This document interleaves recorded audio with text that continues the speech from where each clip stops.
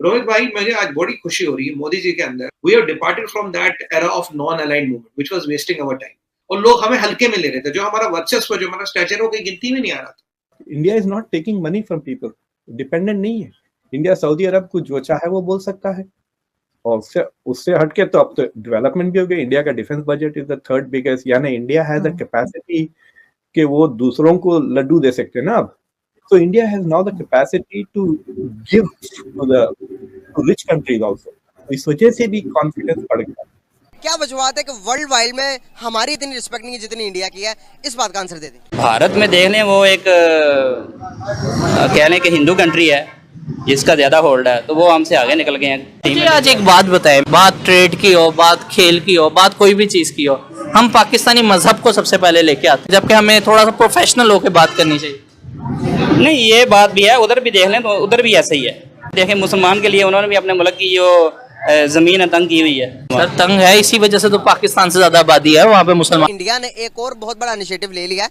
Initiative ये लिया है कि 10 स्मॉल कंट्रीज के साथ अपनी रुपये के अंदर ट्रेड करने जा रहा है। क्या समझते हो आपके इंडिया क्या इतना खुद कफील है, क्या इतना ताकतवर है कि अमेरिका को टक्कर देके अपने करेंसी के ऊपर, डॉलर को छोड़कर अपनी करेंसी के ऊपर ट्रेड कर सकता है? तो इंशाल्लाह इंडिया तो क्या बहुत बहुत बड़े मुल्कों को पीछे छोड़ देगा। पाकिस्तान छोड़ देगा? सिर्फ बातों से पीछे छोड़ेगा या फिर from that era of non aligned movement which was wasting our time. और लोग हमें हल्के में ले रहे थे। जो हमारा वर्चस्व, जो हमारा स्टैचर, वो कहीं गिनती में नहीं आ रहा था। ये इनको समझ नहीं आ रहा। इंडिया ने पिछले सालों में कितनी अपनी इंपॉर्टेंस बढ़ाई है। मोदी जी के 8 सालों में फार्मा में आ गए, सोलर में आ गए, वेपन्स में आ गए, दवाइयों में आ गए, राइट, आईटी में आ गए, एजुकेशन में आ गए, मैन पावर में आ गए, फ्री ट्रेड एग्रीमेंट्स में आ गए। कितनी जगहों पे हर इंटरनेशनल फोरम में इंडिया की जरूरत बढ़ती जा रही है। इंडिया एक विश्व गुरु बन के मीडिएट भी कर रहा है। India is not taking money from people, dependent नहीं है। इंडिया सऊदी अरब को जो चाहे वो बोल सकता है। They want trade relations, but लेकिन ऐसा डिपेंडेंसी नहीं है, डेस्परेशन नहीं है कि अगर सऊदी से पैसे हमको नहीं मिले या अमेरिका से ये। तो ये जो ऑटोनोमस पॉलिसी आ रही है बिकॉज ऑफ इकोनॉमिक इंडिपेंडेंस। देखिए फॉर एग्जांपल, देखिए आपने खानदानों में देखे, जो रिश्तेदार आपसे एक बार पैसे मांग लेते हैं ना, रिश्ते में बैलेंस ऑफ पावर बदल जाता है। So suddenly you take money from somebody, आपको उनकी बकवास करना पड़ता है, राइट। तो ये जो इंडिया की जो autonomous foreign policy is there because India is not economically dependent on anybody anymore. और उससे हटके तो अब तो डेवलपमेंट भी हो गई। इंडिया का defence budget is the third biggest, यानी इंडिया हैज द कैपेसिटी कि वो दूसरों को लड्डू दे सकते हैं ना अब। So India has now the capacity to give to rich countries also. इस वजह से भी कॉन्फिडेंस बढ़ गया। और मैं आपको ये कहता हूँ कि इंडिया की जो डायस्पोरा है उसके वजह से भी बहुत इंडिया में सेल्फ कॉन्फिडेंस आ गया। अब यूरोप के 2 मुल्क में अब इंडियन ओरिजिन के लोग आ गए हैं, यू नो, पोर्चुगल और यूके में। लेकिन अब इंडियन वैल्यूज को रिकग्नाइज किया जा रहा है, रेस्पेक्ट किया जा रहा है। Yoga day, international yoga day, India appreciation day. आपने देखा ऋषि सुनाक ने कितनी ओपनली अपनी वैल्यूज को डिस्प्ले किया है। भगवद गीता पे उन्होंने कसम खाई है।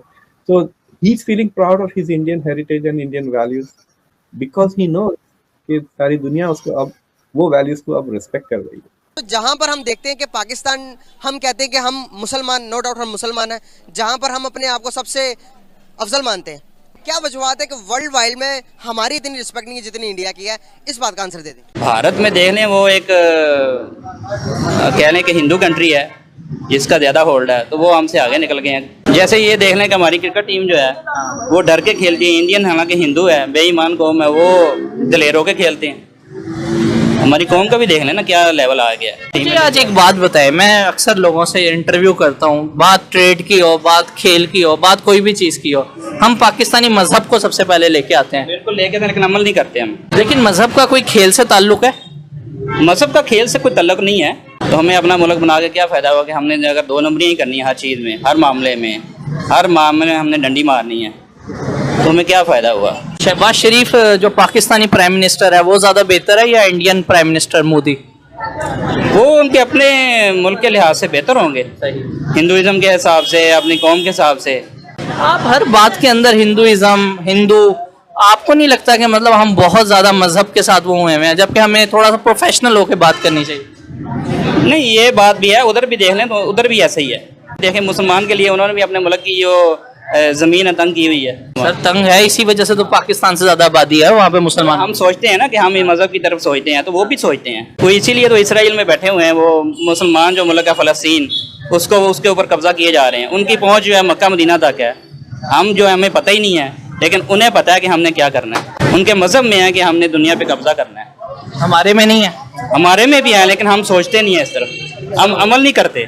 70% मुआशरे जो दुनिया की वो यहूदियों के कब्जे में है। तो वो क्या कर रहे हैं, वो इसीलिए कर रहे हैं कि हमने पूरी दुनिया को जो है अपनी मुट्ठी में लेना है। इंडिया ने एक और बहुत बड़ा इनिशिएटिव ले लिया है।